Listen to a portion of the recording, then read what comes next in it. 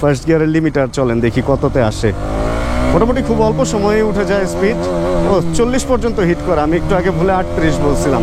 Second gear 54, and third gear কি দেখতে পারবো, 71 পর্যন্ত যাচ্ছে। আমাদের MSI Vlogs চ্যানেলে আমার চোখে বাইকটি কেমন, এটা বেশ জনপ্রিয় একটা সিরিজ। আর আজকে এই সিরিজের আরেকটি পর্ব আমরা শ্যুট করছি, এবং আজকের এই পর্বে আমরা আমাদের আদালতে তুলতে যাচ্ছি হচ্ছে KTM ডিউক 125 অস্ট্রিয়ান, বা যেটাকে ইউরোপিয়ান ভেরিয়েন্ট বলা হয়। Hey everyone, this is Syed Mohammad Iqbal. Welcome to my YouTube channel MSI Vlogs.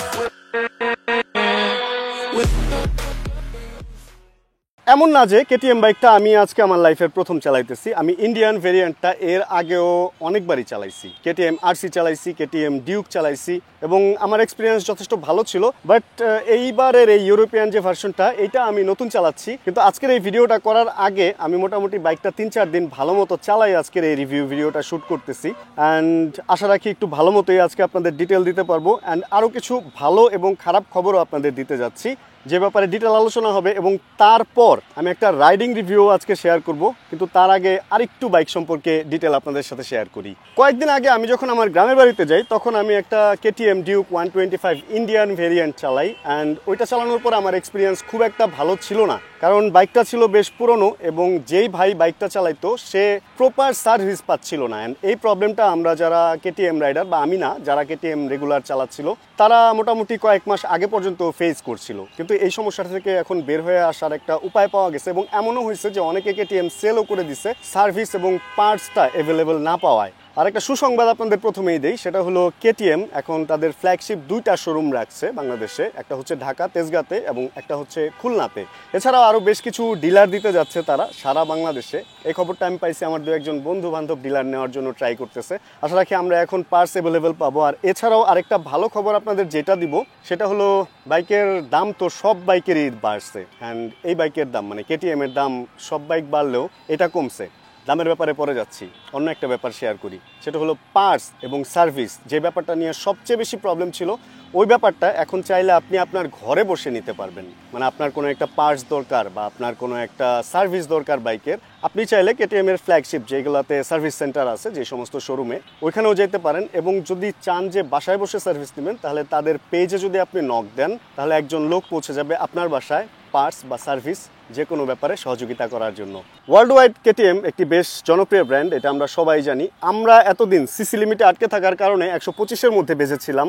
And KTM এর সার্ভিসটাও আসলে খুব একটা ভালো পাচ্ছিলাম না, এটাও একটা কারণ। অ্যান্ড সব ব্র্যান্ডের সাথে সাথে KTMও সামনে আনতে যাচ্ছে KTM 200, KTM 250, এবং 390-র একটা মডেলও মনে হয় বাংলাদেশে ঢুকবে, আমরা আশা রাখতেছি। এবং আমার খুব বেশি ইচ্ছা হচ্ছে হায়ার সিসির একটা KTM চালানোর। অ্যান্ড সত্যি কথা, অস্ট্রিয়ান এই ভার্সনটা চালানোর পর আমার এরকম মনে হইতেছে, যদি বেশি দেরি হয় হায়ার সিসিগুলো আসতে, তাহলে হয়তো 125 ডিউক অস্ট্রিয়ান ভার্সন আমার একটা নেওয়া হবে। অ্যান্ড অস্ট্রিয়ান অ্যান্ড ইন্ডিয়ান ভার্সনের মধ্যে খুব যে বড় পার্থক্য আছে তা না, আবার একদম যে পার্থক্য নাই তা না। মানে আমি বাইক রাইড করার সময় ফুল স্পেসিফিকেশনটা আপনাদের সাথে শেয়ার করব, যে কোনটা একটা একটু ইঞ্জিনের পাওয়ার একটু এদিক, একটা একটু সেদিক, এরকম কিছু ব্যাপার আছে। টায়ারের সাইজ এক হলো, এটাই যেমন মিশেলিনের রোড 5 দেওয়া হয়েছে, ইন্ডিয়ানটাতে দেওয়া হয়েছে MRF। এছাড়া যদি আমরা সামনে আসি, এটার হচ্ছে LED হেডল্যাম্প দেওয়া হয়েছে, এবং এটার মধ্যে একটা ইন্টেলিজেন্স সিস্টেম সেট করা হয়েছে, যেটা দিনের আলোতে লাইট অফ থাকবে, শুধু DRL জ্বলবে, এবং ছোট্ট একটা লাইট জ্বলবে জাস্ট বাইকটাকে যাতে মার্ক করা যায় হাইওয়েতে, ওই জন্য।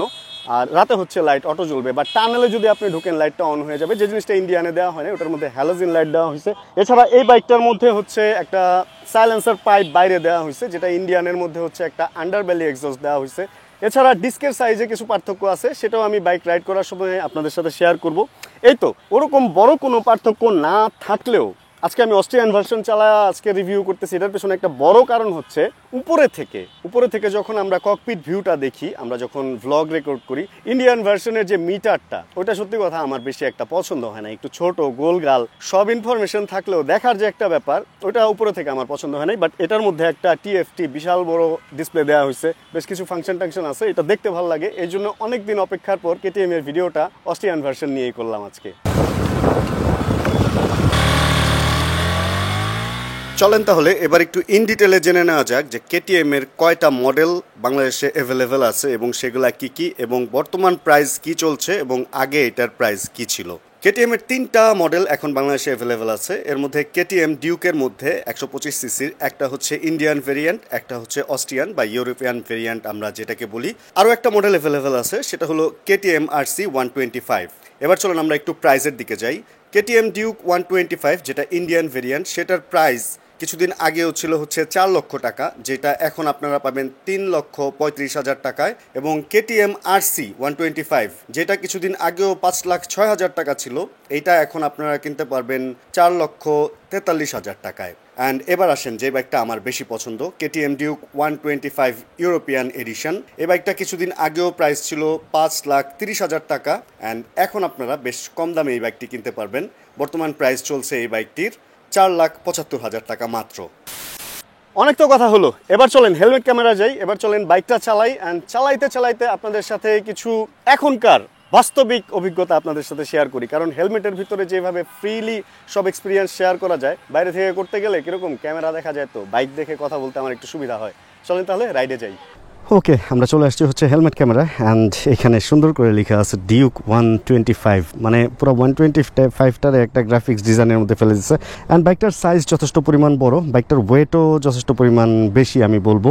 এটার কিছু সুবিধা অসুবিধাও আছে। হঠাৎ করে বাইকটা যখন আমি প্রথম চালাতে গেছি, বাইকটার হাইট আমার একটু বেশি মনে হয়েছে, ওজনটা একটু বেশি, কারণ 159 কেজির একটি বাইক, সেটা ইন্ডিয়ানটা চালান আর ইউরোপিয়ানটা চালান, দুইটার মধ্যেই ওয়েট সেমই পাবেন। আর মজার ব্যাপার হচ্ছে এই বাইকটায় ব্যবহার করা হয়েছে সামনে 110 সেকশনের টায়ার, পেছনে 150, যেটা বাংলাদেশের অনেক 150 সিসি বাইকেও আমরা পাই না, অনেক কি আসলে কোনোটাই পাই না। আর এই বাইকটায় সামনে সাসপেনশন, পেছনে ফুল ওভার অল চেসি, অ্যান্ড পেছনে সামনে সাসপেনশন, এরপরে লিকুইড কুলের যে ব্যাপার, সব কিছু পাবেন হচ্ছে আপনি এটা থেকে শুরু করে একদম এরপরের যে বাইকগুলো আমাদের দেশে আসবে 200 বা 250, যেগুলো বাংলাদেশে আসবে, বা যদি 390টাও আসে, তাহলে ওই সেম সাইজ সেম বাইক পাবেন। মানে এই বাইকটা চালায় যদি আপনি অভ্যস্ত হন, তাহলে পরবর্তী বাইকে আপনার সাইজ নিয়ে কোনো প্রবলেমই হবে না, কোনো কিছু নিয়ে কোনো প্রবলেম হবে না। জাস্ট ইঞ্জিনটা চেঞ্জ হবে, ফাংশন চেঞ্জ হবে, কিছু সিসি বাড়বে, পাওয়ার বাড়বে, এই হচ্ছে ব্যাপার। চলেন আমরা একটু এবার আলাপ আলোচনা করি যে এই বাইকটা কাদের জন্য রাইড, বা কি কি রোড কন্ডিশনে বা কোন কোন অবস্থায় এই বাইকটা রাইড করে আপনারা মজা পাবেন, বা কি অসুবিধাও আপনারা পেতে যাচ্ছেন। কারণ বাইকটা আমি কয়েকদিন চালানোর পর আজকের এই ভিডিওটা করতেছি। আর বলতে পারেন তাহলে বাকি ভিডিওগুলো কই? বাকি ভিডিওগুলো আমি কয়েকদিন পরে আপলোড দিব, একদম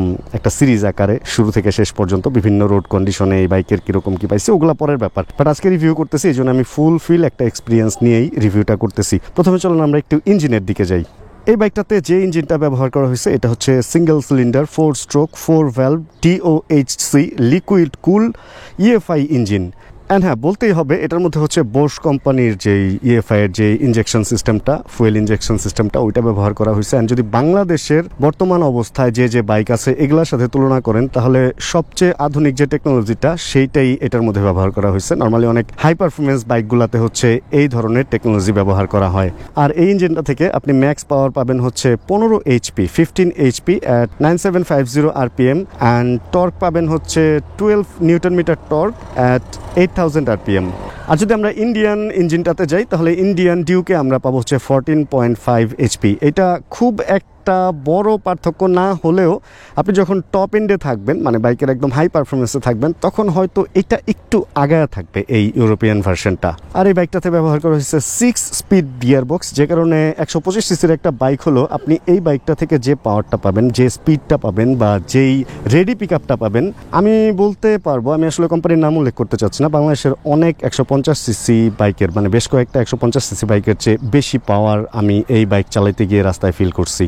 আমরা যদি সামনে আসি, তাহলে দেখতে পাবো বাইকের ফ্রন্টে ব্যবহার করা হয়েছে 43mm USD suspension by WP, and পেছনে 10 step adjustable monoshock suspension by WP।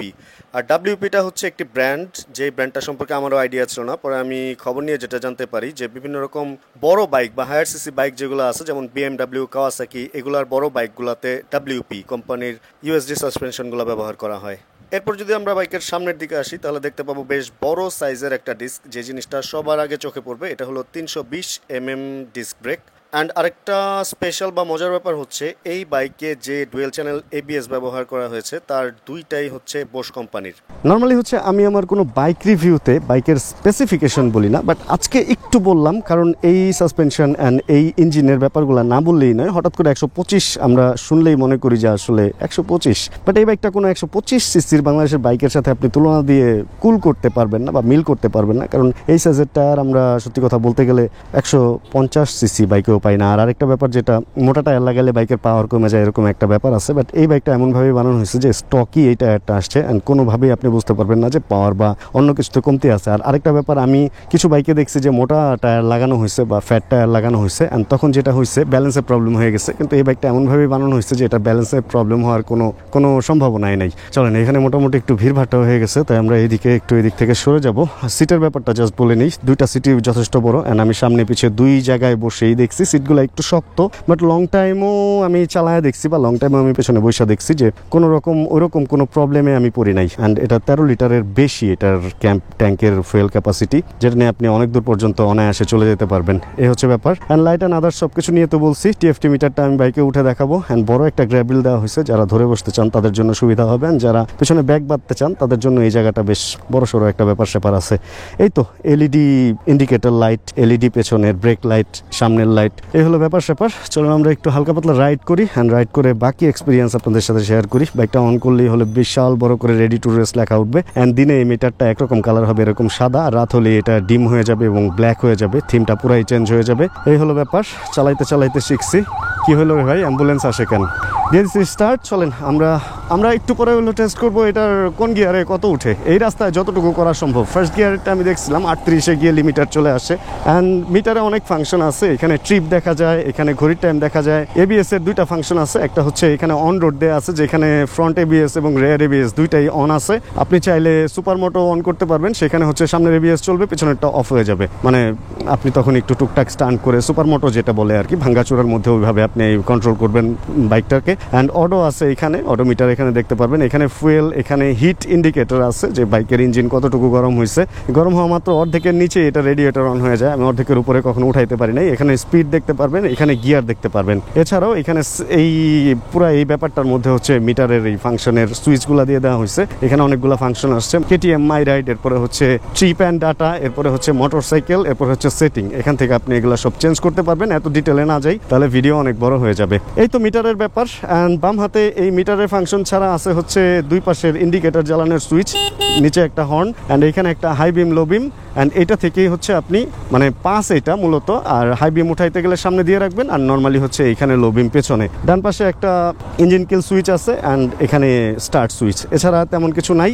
এই হলো ব্যাপার। চলেন আমরা একটু ফার্স্ট গিয়ার থেকে শুরু করি। এইটুকু রাস্তার মধ্যে আমরা হয়তো 2 গিয়ারের পাওয়ার আপনাদেরকে দেখাইতে পারবো। ফার্স্ট গিয়ারের লিমিটার চলেন দেখি কততে আসে। মোটামুটি খুব অল্প সময়ে উঠে যায় স্পিড। 40 পর্যন্ত হিট করা, আমি একটু আগে ভুলে 38 বলছিলাম। Second gear 54 and third gear কি দেখতে পারবো 71 পর্যন্ত যাচ্ছে। 3 গিয়ারে এতটুকু আমরা দেখতে পাইছি অ্যান্ড এই বাইকটা হচ্ছে 6 গিয়ারের। এবার আপনারা বুঝে নেন যে এটা থেকে আপনারা টপ কত পেতে যাচ্ছেন।